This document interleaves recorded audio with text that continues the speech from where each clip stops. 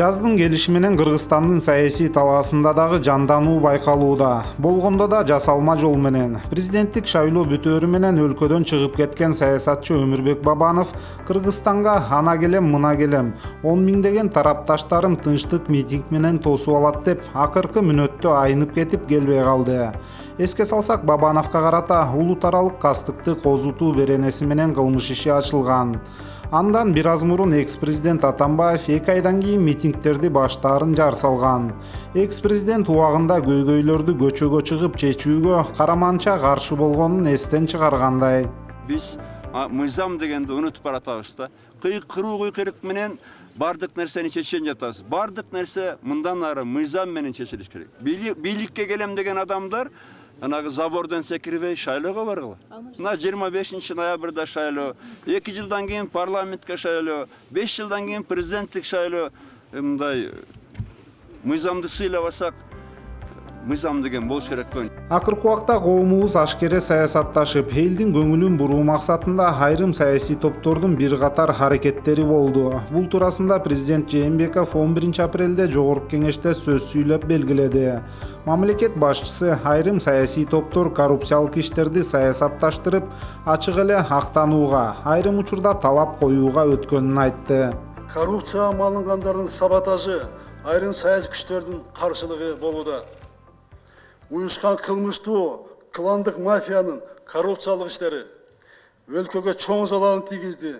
Бул коомчулук үчүн белгилүү болуп калды. Мамлекеттик белчесинен карызга батырган уурулукту жашыруу үчүн актанууга өтүштү. Ал калпты жарыялап, элдин оюн башкага бурууда.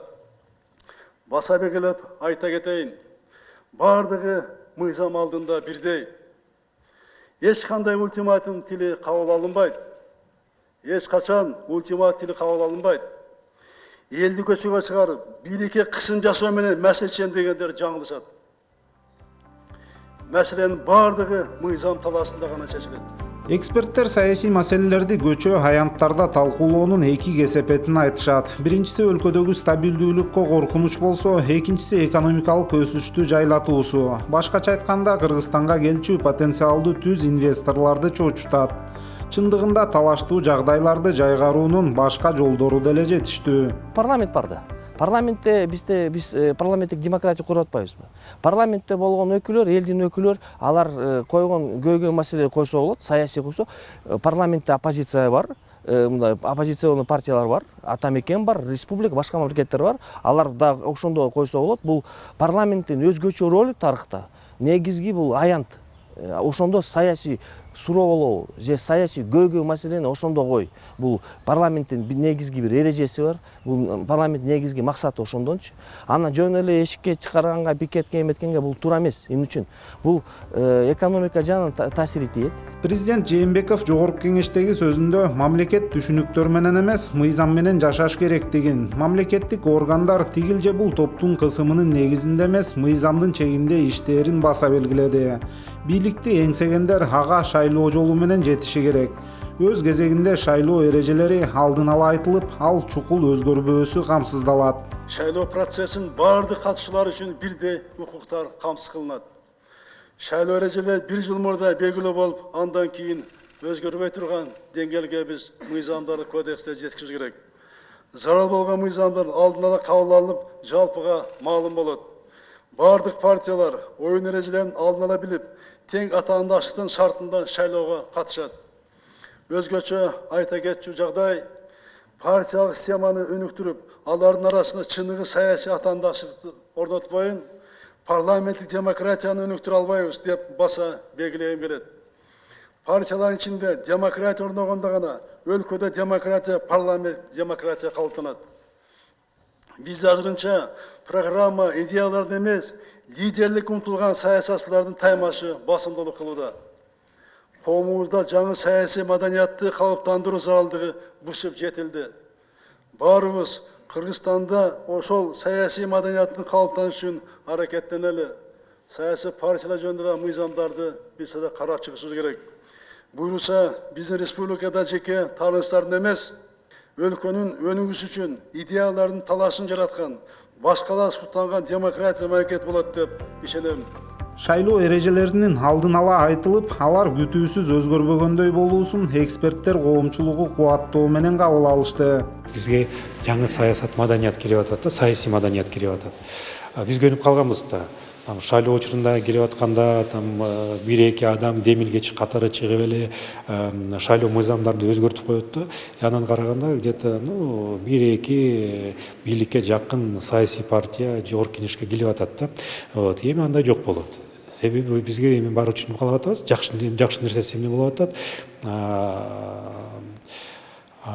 Тажрыйбалуу, билимдүү талапкерлер жогорку кеңешке келгенге эми мүмкүнчүлүктөр ачылып атат да. Себеби шайлоо эрежелери белгилүү болгондо баары эле билип турат да, кайсы эрежелер менен иштеш керек, кандай болуш керек, кандай шайлоо өтөт. Албетте ошону караганда каражат маселе биринчи болбой калат да. Биринчи болот эми адамдардын өзлөрүнүн демилгеси, алардын тажрыйбасы кайсы жол менен иштейт. Ошо жакшы болуп атат да. Учурда мамлекеттик бийлик бутактары өлкөнүн бүтүндүгүн жана ырааттуу өнүгүүсүн, элдин жашоо турмушун жакшыртууну камсыздоо максатында иш алып барууда. Тышкы саясатта стратегиялык өнөктөштөр жана коңшу мамлекеттер менен мамилени бекемдөө багытында тынымсыз иш жүрүүдө. Армияны чыңдоого, чек арабыздын ишенимдүү корголушуна өзгөчө көңүл бурулууда.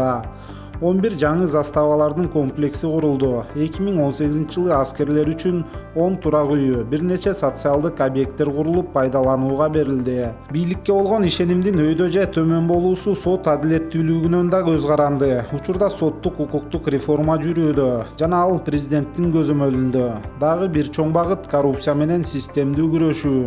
Өткөн жылы коррупция каршы күрөштүн натыйжасында 5,7 миллиард сомго жакын каражат жана мүлк мамлекетке кайтарылды. Коррупция менен күрөшүү, укук коргоо жана сот органдарын, жалпы мамлекеттик бийликти алдын жутумдардан тазалоо ишинде эч качан компромисс болбойт. Коомду коррупциядан тазалоо процесси токтобойт, артыкчылыктуу багыт катары уланат.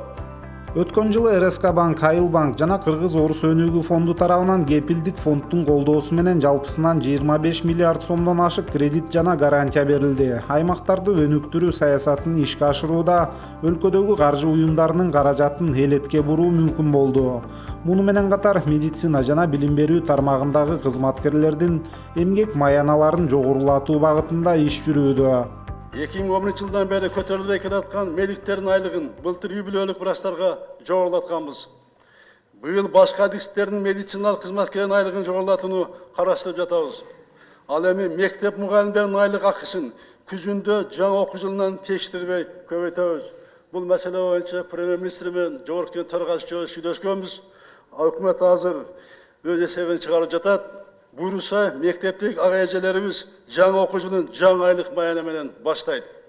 Министрлик, ведомстволор, жергиликтүү мамлекеттик органдардагы жаш адистердин дагы айлыгы төмөн. Алардын айлыгы эта менен буюрса көбөйөт. Быйыл Кыргызстанда эл аралык маанидеги ири иш-чаралар да өтөт. Кыргызстан Шанхай кызматташтык уюмуна төрагалык кылып, июнь айында Бишкекте бул уюмдун саммити болот. Ошондой эле быйыл Бишкекте Жамааттык коопсуздук келишим уюмунун саммити биздин төрагалыгыбыз астында өтөт. Андан сырткары быйыл Кыргызстанга Кытай Эл Республикасынын төрагасы Си Цзиньпиндин мамлекеттик жана Индиянын премьер-министри Нарендра Модинин расмий визиттери болот. Мамлекетти өнүктүрүү, элдин жашоосун жакшыртуу, дүйнөлүк аренада татыктуу орунду ээлөө деген максаттарыбызга жетүү үчүн бийлик бутактарынын бир ыргакта иштеши зарыл деп белгиледи президент Жээнбеков.